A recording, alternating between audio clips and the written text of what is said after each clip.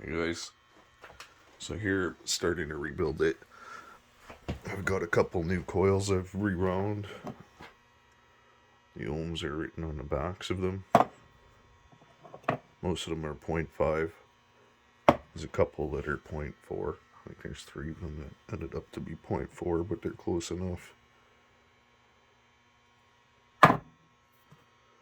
Because there was a couple that were measuring less than 0.3, so those were my problem coils. But one guy was asking in the comments how I place these coils, right? So it's hard to see here on this camera, but there's blue paint there, red paint there. Those are two different magnets.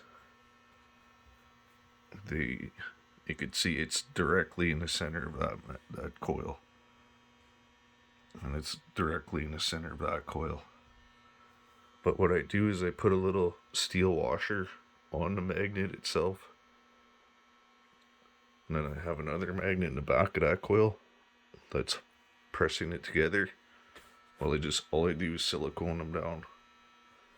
This silicone is really good for that type of stuff. It's strong and it comes off if you need it to come off.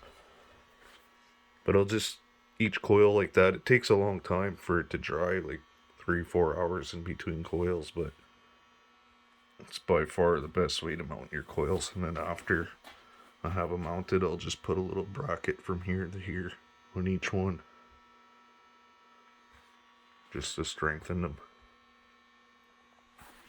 I don't like using any screws or fasteners inside of it around here anywhere. It just puts drag on the rotor. You might not notice it very much, but it definitely affects it. Yeah,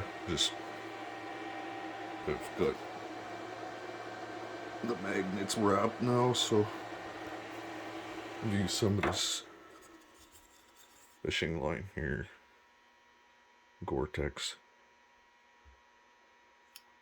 I tried to wrap it with some carbon fiber, but it's just too hard to stretch it around there and keep tension.